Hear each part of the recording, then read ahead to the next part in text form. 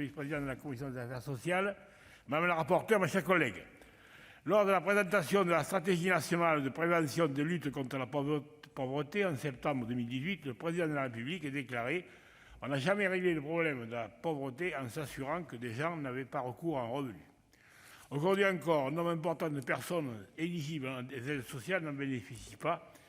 Si l'un des freins est parfois la peur d'être stigmatisé, les principales raisons sont la méconnaissance des dispositifs existants et surtout la complexité d'accès aux aides. Depuis 1945, pour mieux prendre en compte la diversité des risques sociaux et des situations individuelles, de nouvelles prestations ont été créées. Certaines ont été remplacées ou supprimées, d'autres ont fusionné, ce qui rend leur accès encore plus difficile, notamment pour les plus précaires. Les réponses actuelles, je pense notamment au rendez-vous des droits organisé par la CAF, ont montré une réelle efficacité, mais sont encore insuffisantes. Selon le dernier rapport annuel des Secours catholiques et de l'Odenor, l'Observatoire des non-recours aux droits et services, environ un tiers des personnes accueillies et éligibles au RSA ne le touchent pas, et plus d'un quart de personnes éligibles à des allocations familiales ne les perçoivent pas. Ces chiffres sont particulièrement inquiétants, d'autant qu'avec la crise sanitaire, les plus précaires sont souvent encore plus fragilisés. Alors que le gouvernement a déployé tout un arsenal d'aides et que les élans de solidarité pour tenter d'atténuer les effets de la pandémie sur les plus vulnérables ont été exceptionnels, le Secours populaire compte 45% de bénéficiaires en plus et les Restos du Cœur 30%.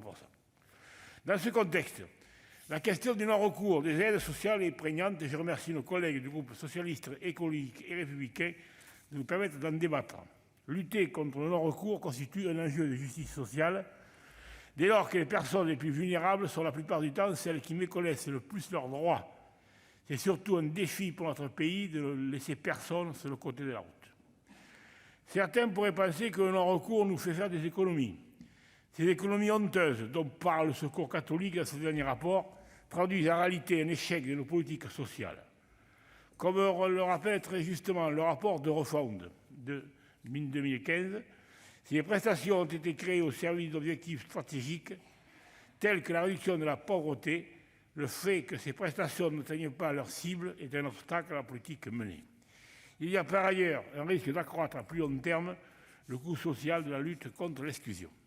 La proposition de loi de Rachid Temal et de nos collègues vise à lutter contre ce fléau et chacun ne peut que s'y souscrire. Il convient toutefois de s'interroger sur le mécanisme proposé. Vous-même, madame la rapporteure, avez reconnu qu'il n'était pas parfait. Nous craignons ainsi que le dispositif n'introduise une complexité supplémentaire. Nous regrettons également que certaines dispositions en soient exclues. Surtout, il nous faut trouver des solutions pertinentes sur le long terme.